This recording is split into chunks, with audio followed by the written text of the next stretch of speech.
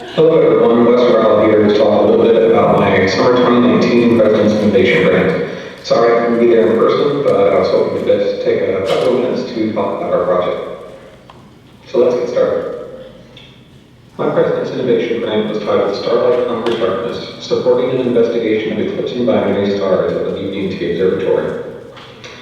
It was part of a NASA Kentucky Space Grant, in particular a Research Initiation Grant. These grants are used to help get Kentucky research programs off the ground and also attempt to build relationships with NASA facilities and NASA researchers.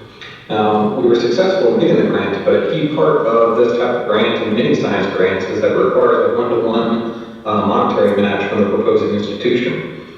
The majority of the match from Thomas More actually came from a course release for me during the fall and spring semesters.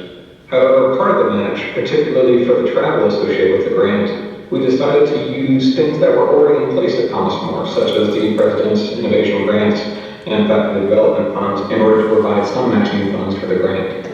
Now, in order to foster those relationships with NASA facilities and NASA collaborators, the grant actually requires us to visit and collaborate with the research at a NASA facility. One of my friends and colleagues from graduate school is actually a NASA researcher currently at NASA Ames Research Center, which is in the Bay Area, Silicon Valley area in California. And so we chose to visit with her for this grant. Now, obviously, in this presentation, I don't have a lot of time to talk about science.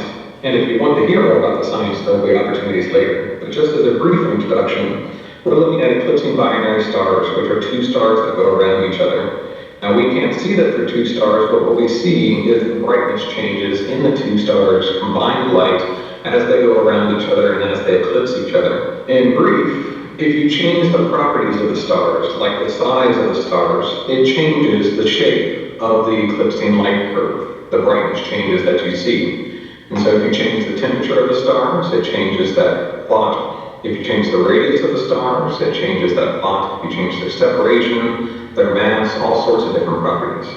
And in essence, we are gathering real data and going to compare it to models in order to be able to predict the size, the temperature, the mass, the separation of these two stars in their actual orbit. Now, in addition to actually going and visiting a NASA research facility, we chose to use part of the grant money to attend the American Astronomical Society meeting in the summer.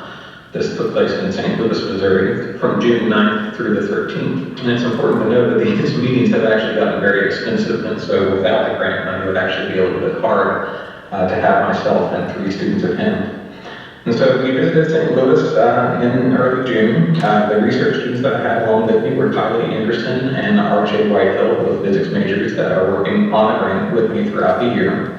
An interesting thing about our presentations in St. Louis is that the American Astronomical Society is really pushing a new format, the iPoster. As you can see, Kylie and RJ standing next to a flat screen TV. This is actually a touch screen. And so during their poster presentation, they were actually using the screen and using the interactive nature of the screen in order to talk to folks about their poster. They were also pushing iPoster Plus sessions, which is what I chose to do. Basically, it's like an oral presentation, except I'm using my iPoster as the presentation format, and they allow a little bit extra time compared to regular oral presentations for this. The students presented on the work thus far and the light curves that they've gathered at the telescopes at the observatory, while I focused on some more refined data for 2 particular objects in which we had already actually modeled what the eclipsing binary system looked like. Now, another really cool thing about the iPoster presentations is that they're actually available before the meeting, during the meeting, and well after the meeting. And so we can actually still go and access our posters now. As you can see, the poster format looks kind of like a regular paper poster would, except that you can click on individual areas and go into much more detail, include much more information than you normally would on a poster, including videos, simulations, and other types of material. This is the student's poster. You can see all the different data that we've gathered thus far over the year at the BB&T Observatory, showing those eclipsing binaries. And this is my poster, which focused on 2 particular systems, which we had actually done some more intense modeling for, including actually visualizing what the system might look like in space if you could get close to the binary. And like I said, with this format, one convenient thing is that you can actually show videos within your poster presentation.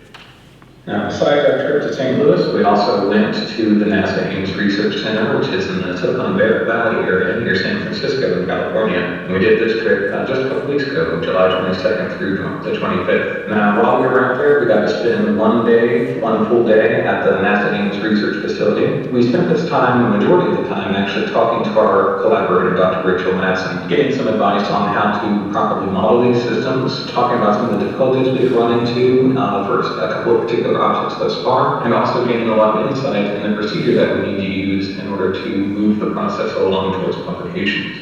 In addition to talking with our collaborator, we also got a chance to tour some of the facilities there at NASA Ames. On the left there you see Kylie actually holding a CubeSat. These are small satellites that actually kind of hitch a ride on rockets for larger missions, but a bunch of those were actually created there at the NASA Ames facility, and she was able to hold one of the prototypes. On the right you see the three of us posing in front of that little module there. This is actually part of the vertical motion simulator, which allows them to simulate spacecraft, aircraft, things like helicopters, planes, space shuttle, the lunar landing module, all sorts of different things.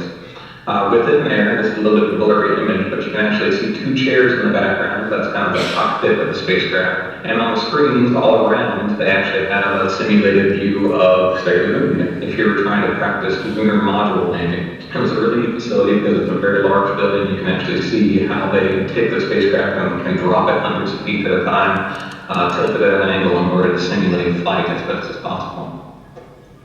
In addition to actually going to the NASA Ames Research Facility, we actually did get to do some sightseeing. Here's RJ posing in front of a redwood inside one of the redwood forests in the area.